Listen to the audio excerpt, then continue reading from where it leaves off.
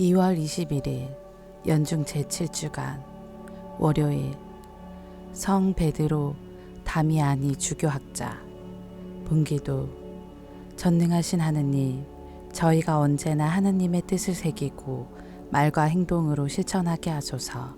성부와 성령과 말씀의 초대. 하늘에서 오는 지혜는 현세적 지혜와 구분된다. 그 지혜는 순수하고 평화롭고 관대하고 유순하며 자비와 좋은 열매가 가득하고 편견과 위선이 없다. 예수님께서는 벙어리 영이 들린 아이를 치유해 주시고 오직 기도만이 그 영을 쫓아낼 수 있다고 말씀하신다. 제1독서.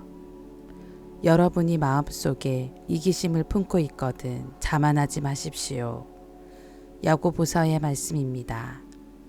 사랑하는 여러분 가운데 누가 지혜롭고 총명합니까?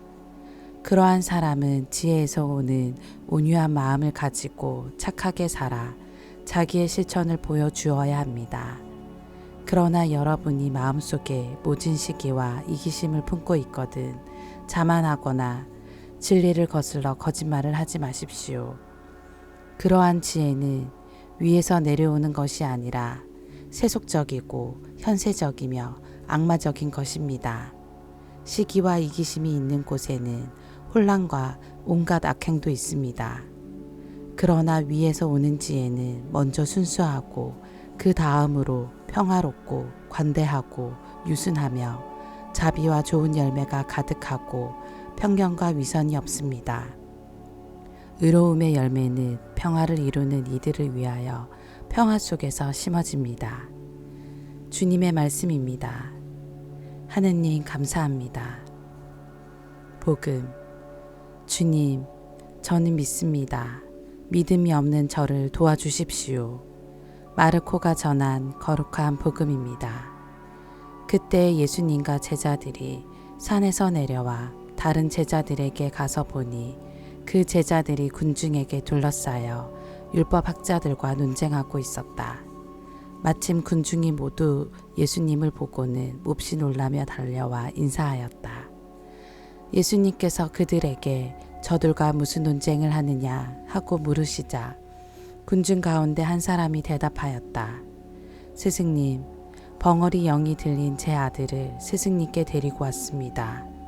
어디에서건 그 영이 아이를 사로잡기만 하며 거꾸로 엎드립니다.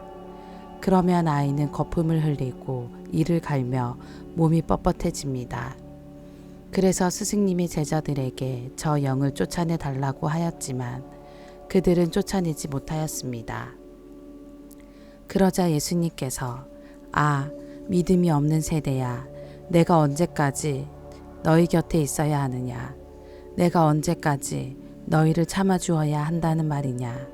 아이를 내게 데려오너라 하고 그들에게 이르셨다. 그래서 사람들이 아이를 예수님께 데려왔다. 그 영은 예수님을 보자 곧바로 아이를 뒤흔들어 댔다. 아이는 땅에 쓰러져 거품을 흘리며 뒹굴었다. 예수님께서 그 아버지에게 아이가 이렇게 된 지 얼마나 되었느냐 하고 물으시자 그가 대답하였다. 어릴 적부터입니다. 저 영이 자주 아이를 죽이려고 불 속으로도 물 속으로도 내던졌습니다. 이제 하실 수 있으면 저희를 가엾이 여겨 도와주십시오. 예수님께서 그에게 하실 수 있으면 이 무슨 말이냐? 믿는 이에게는 모든 것이 가능하다 하고 말씀하시자 아이 아버지가 곧바로 저는 믿습니다. 믿음이 없는 저를 도와주십시오 하고 외쳤다. 예수님께서는 군중이 떼를 지어 달려드는 것을 보시고 더러운 영을 꾸짖으며 말씀하셨다. 벙어리, 기머거리 영아, 내가 너에게 명령한다. 그 아이에게서 나가라. 그리고 다시는 그에게 들어가지 마라.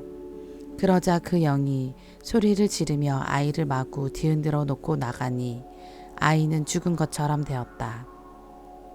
그래서 사람들이 모두 아이가 죽었구나 하였다. 그러나 예수님께서 아이의 손을 잡아 일으키시니 아이가 일어났다. 그 뒤에 예수님께서 집에 들어가셨을 때에 제자들이 그분께 따로 어째서 저희는 그 영을 쫓아내지 못하였습니까? 하고 물었다. 예수님께서는 이렇게 대답하셨다. 그러한 것은 기도가 아니면 다른 어떤 방법으로도 나가게 할 수 없다. 주님의 말씀입니다. 그리스도님 찬미합니다. 오늘의 묵상.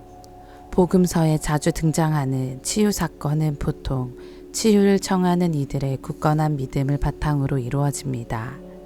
신앙인들이 지녀야 할 믿음의 본보기로 제시되는 것이 일반적이지요. 그런데 오늘 복음에서 우리는 예수님에 대한 확신이 부족한 인물을 만나게 됩니다.